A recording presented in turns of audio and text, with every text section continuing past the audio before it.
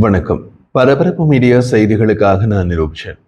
எமக்கு கிடைத்த தகவலின்படி இந்தியா பாகிஸ்தான் மீது நீண்ட தூர தாக்குதலை தொடங்க துல்லியமான திட்டம் தயார். தாக்குதல் எப்போது என்பதுதான் கேள்விக்குறி. காஷ்மீரில் 26 உயிர்களை கொன்ற கொடிய பகல்காம் தீவிரவாத தாக்குதலை தொடர்ந்து பாகிஸ்தானுக்கு எதிராக அளவீடு செய்யப்பட்ட ராணுவ பதிலடியை இந்தியா தயாரித்து வருவதாக கூறப்பட்டது.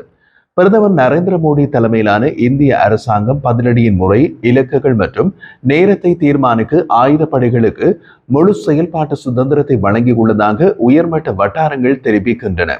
அதாவது பாகிஸ்தான் மீதான தாக்குதலின் இந்திய அரசு தலைமை எந்தவித அழுத்தம், தலையீடு, கட்டுப்பாடு மற்றும் இலக்கு தேர்வில் முழு சுதந்திரம் கொடுத்துள்ளது. இந்திய பாதுகாப்பு துறையில் எமது தொடர்பாளர்களுடன் பேசியதில் தற்போதைய திட்டம் பாகிஸ்தானுக்குள் உள்ள உயர் மதிப்புள்ள தீவிரவாத உள்கட்டமைப்பை இலக்காக கொண்ட நீண்ட தூர துல்லியமான தாக்குதல்களை மையமாக வைத்திருக்கிறது. குறிப்பாக பஹாவல்பூர் மற்றும் முட்ரிகே, லக்ஷர் இ தொய்பா மற்றும் ஜெய்ஷ் இ மொஹாமட் தளங்கள் உள்ள பகுதிகள் இந்திய தாக்குதலின் மைய புள்ளிகளாக இருக்கப் போகின்றன.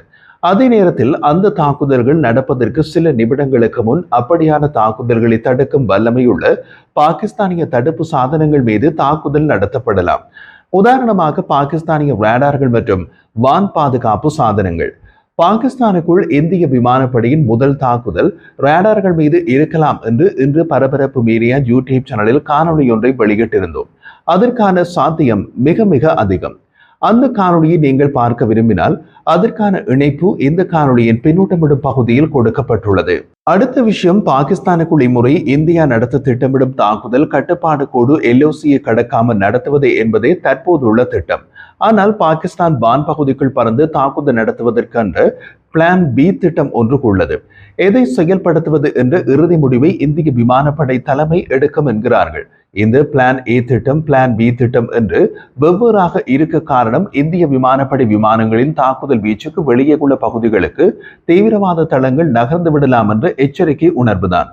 தற்போதுள்ள செயல்பாட்டு திட்டத்தில் ரஃபால், மிராஜ் 2000கள் மற்றும் சுகோய் SU-30 MKI போன்ற மேம்பட்ட போர் விமானங்களை பயன்படுத்துவதும் அடங்கும். இதில் பிரெஞ்சு தயாரிப்பு ஸ்கல்ப் வானிலிருந்து தரைக்கு ஏவப்படும் குரூஸ் ஏவுகணைகள், இஸ்ரேலிய கிறிஸ்டல் மேஸ் ஏவுகணைகள் மற்றும் ஸ்பைஸ் 2000 துல்லிய வழிகாட்டப்பட்ட குண்டுகள் போன்ற நீண்ட தூர ஸ்டாண்ட் ஆஃப் ஆயுதங்கள் பொருத்தப்பட்டுள்ளன. இந்த தாக்குதல் திட்டமிடல் பாகிஸ்தான் உள்ள தீவிரவாத முகாம்கள் மற்றும் அவற்றை வைத்திருக்கும் இயக்கங்களுக்கு ஒரு தண்டனைக்குரிய அடியை வழங்குவதோடு முழுகளவிலான மோதலுக்கான அபாயத்தையும் குறைக்கும் நோக்கம் கொண்டவை. எமக்கு தெரிந்தவரை இந்திய ராணுவத்தின் அணுகுமுறை ஆச்சரியத்தின் கூறுகளை பராமரிக்கவும் நேரடி தரை ஊடுருவல்களை தவிர்க்கவும் வடிவமைக்கப்பட்டுள்ளது. பொதுமக்கள் பாதிப்பு இதில் 0. ஆனால் கொல்லப்பட உள்ள தீவிரவாதிகள் பொதுமக்கள் என்று பாகிஸ்தானில் பிரச்சாரம் செய்யக்கூடிய சாத்தியமும் இங்கு உள்ளது. இதனால் 2 அணு ஆயுதம் ஏந்திய இரு அண்டை நாடுகளுக்கிடையே கட்டுப்பாடற்ற அதிகரிப்புக்கான வாய்ப்பை குறைக்கின்றது. இதற்கிடையில் பாகிஸ்தான் தனது ராணுவத்தை மிகுந்த எச்சரிக்கையுடன் வைத்து அதன் வான் பாதுகாப்பு அமைப்புகளை செயல்படுத்த தொடங்கியுள்ளது. அடுத்த 24 முதல் 36 மணி நேரத்திற்குள் இந்தியா ஒரு ராணுவ நடவடிக்கையை தொடங்க திட்டமிட்டுள்ளதாக நம்பகமான உளவுத்துறை தகவல் கிடைத்துள்ளதாக இஸ்லாமாபாத் கூறுகிறது. மேலும் எந்த ஒரு இந்திய ஆக்கிரமிப்பு செயலுக்கும் வலுவான பதிலடி கொடுக்கப்படும் என்றும் எச்சரித்துள்ளது. எல்லை கட்டுப்பாடு கோடு பகுதியில் போர் நிறுத்த மீறல்கள் ஏற்கனவே தீவிரமடைந்துள்ளன. பாகிஸ்தான் இந்திய எல்லையில் துப்பாக்கி சூடுகளை நடத்தியதால் இந்தியா பதிலடி கொடுக்க இரு தரப்பினரும் பல பகுதிகளில் துப்பாக்கி சூடு நடத்த பதட்டங்கள் மேலும் அதிகரிக்கின்றன. ராஜதந்திர ரீதியாக சிந்து நதிநீர் ஒப்பந்தத்தை இடைநிறுத்துதல், அட்டாரியில் உள்ள ஒரே செயல்பாட்டு நிலை எல்லையை மூடுதல் மற்றும் ராஜதந்திர உறவுகளை குறைத்தல் உட்பட தண்டனை நடவடிக்கைகளை இந்தியா ஏற்கனவே வைத்திருக்கிறது. பாகிஸ்தான் தனது வான்வழியை இந்திய விமானங்களுக்கு மூடி வர்த்தகத்தை நிறுத்தி பதிலடி கொடுத்துள்ளது. அமெரிக்கா உட்பட சர்வதேச சமூகம் கட்டுப்பாடு மற்றும் பதற்றத்தை குறைக்க அழைப்பு விடுத்துள்ளது. ஆனால் இரு தரப்பினரும் மிகுந்த எச்சரிக்கையுடன் உள்ளனர். இந்திய ராணுவ திட்டமிடுபவர்கள் பதற்றத்தின் அபாயங்களை நன்கு அறிந்திருக்கிறார்கள். 2019ஆம் ஆண்டு பாலகோட் விமான தாக்குதல்கள் போன்ற முன்பு நடந்த மோதல்களில் இருந்து பெற்ற பாடங்கள் தற்போதைய உக்தியை தெளிவுபடுத்தியுள்ளன. துல்லியம், ஆச்சரியம் மற்றும் நேரடி தரைவழி ஈடுபாட்டை தவிர்ப்பதை வலியுறுத்துகின்றன. மோதலை ஒரு முழுமையான போரின் வாசலுக்கு கீழே வைத்திருக்கும் அதே வேளையில் தடுப்பு மற்றும் பழிவாங்கல் பற்றிய தெளிவான செய்தியை அனுப்புவதே இதன் நோக்கம். பஹல்காம் தாக்குதலுக்கு இந்தியாவின் பதிலடி பாகிஸ்தானில் உள்ள தீவிரவாத உள்கட்டமைப்பை குறிவைத்து கவனமாக அளவீடு செய்யப்பட்டு உயர் துல்லியமான ராணுவ தாக்குதலாக இருக்கும். மேம்பட்ட விமான மற்றும் நீண்ட தூர ஏவுகணைகளுடன் செயல்படுத்தப்படும் என்று எதிர்பார்க்கலாம். நிலைமை பதட்டமாகவும் நிலையற்றதாகவும் உள்ளது. இரு வானவங்களும் விழிப்புடன் இருப்பதால் பதட்டமானதாகவும் இருக்கும். மேலும் எதுவும் நடக்கலாம் என்ற அபாயம் எப்போதும் இருக்கும். மறுபக்கத்தில் சர்ச்சைக்குரிய காஷ்மீர் பிராந்தியத்தில் கடந்த வாரம் நடந்த கொடிய தாக்குதலுக்கு இந்தியா பதிலடி கொடுக்கும் ராணுவ நடவடிக்கை எடுக்கக்கூடும் என்ற அச்சத்தில் பாகிஸ்தான் நிர்வாகத்தில் உள்ள காஷ்மீரில் உள்ள அதிகாரிகள் 1000க்கும் மேற்பட்ட மத பள்ளிகளை மூடியுள்ளனர். ஏப்ரல் 22ஆம் தேதி இந்திய நிர்வாகத்தில் உள்ள காஷ்மீரில் பகல்காமில் 26 பேர் கொல்லப்பட்ட துப்பாக்கி சூட்டு தாக்குதலுக்கு இந்தியா பாகிஸ்தானை குற்றம் சாட்டுகிறது. பிரதமர் நரேந்திர மோடி அதை சமாளிக்க தனது ராணுவத்திற்கு முழுமையான செயல்பாட்டு சுதந்திரத்தை வழங்கியுள்ளார். பாகிஸ்தானில் மூடப்பட்ட மத பள்ளிகளை மதராசாக்கள் என்று அழைக்கிறார்கள்.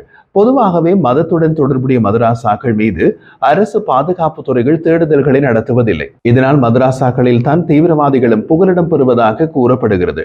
காஷ்மீரில் உள்ள அனைத்து மதராசாக்களுக்கு 10 நாள் விடுமுறை அறிவித்துள்ளோம் என்று உள்ளூர் மத விவகாரத்துறை தலைவர் ஹாஃபிஸ் நசீர் அகமது AFP செய்தி நிறுவனத்திடம் தெரிவித்தார். அதாவது மதராசாக்களுக்கு மட்டும் 10 நாள் விடுமுறை அறிவித்துள்ளார்கள். அப்படியானால் மதராசாக்களில் தங்கியிருப்பது யார்? இஸ்லாமாபாத் கல்வி கற்கும் மாணவர்கள் மட்டும்தானா என்ற கேள்வியும் எழுகின்றது. எல்லையில் நிலவும் பதற்றம் மற்றும் மோதலுக்கான சாத்தியக்கூறுகள் காரணமாக இது நிகழ்ந்ததாக ஒரு துறை வட்டாரம் தெரிவித்துள்ளது. பாகிஸ்தான் நிர்வாகத்தில் உள்ள காஷ்மீரில் கட்டுப்பாடு கோடு LOCக்கு அருகில் சுமார் 1.5 மில்லியன் மக்கள் வசிக்கின்றனர். அங்கு குடியிருப்பாளர்கள் எளிமையான மண் சுவர் கொண்ட நிலத்தடி தரைய சுரங்கங்களையும் தயார் செய்து வருகின்றனர். அவர்களால் முடிந்தால் கான்கிரீட் மூலம் வலுப்படுத்தப்படுகிறது.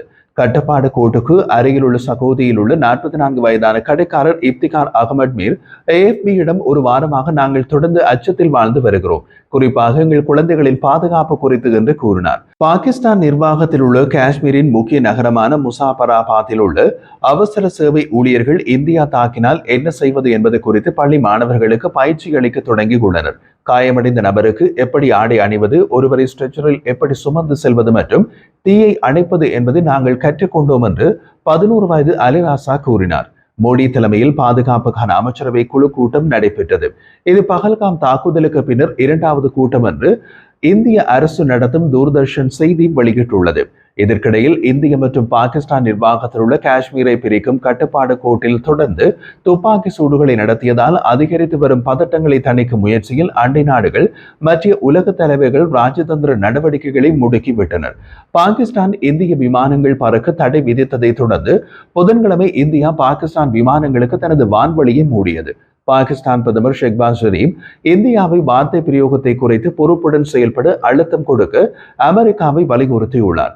அமெரிக்க ராஜாங்க செயலாளர் மார்க்கோ ரூபியோ நாடுகளுக்கும் பதட்டங்களை தணிக்க வேண்டும் என்று கேட்டுக்கொண்டதாக வெளியுறவுத்துறையின் செய்தி தொடர்பாளர் புதன்கிழமை ஒரு அறிக்கையில் தெரிவித்தார். வெள்ளை மாளிகையின் செய்தி தொடர்பாளர் டாமி புரூஸின் கூற்றுப்படி இந்த நியாயமற்ற தாக்குதலை விசாரிப்பதில் பாகிஸ்தான் அதிகாரிகள் ஒத்துழைக்க வேண்டும் என்று ரூபியோ தெரிவித்தார். ஐக்கிய நாடுகள் சபையின் பொதுச் செயலாளர் ஆண்டோனியோ குட்ரஸின் செய்தி தொடர்பாளர் பிரதமர் ஷெஹ்பாஸ் ஷெரீப் மற்றும் இந்திய வெளியுறவுத்துறை அமைச்சர் சுப்பிரமணியம் ஜெய்சங்கர் ஆகியோருடன் பேசி பதட்டத்தை தணிக்க உதவி செய்வதாக கூறினார். இந்தியா என்ன நடவடிக்கை எடுக்க முடியும் என்பது தெளிவாக தெரியவில்லை.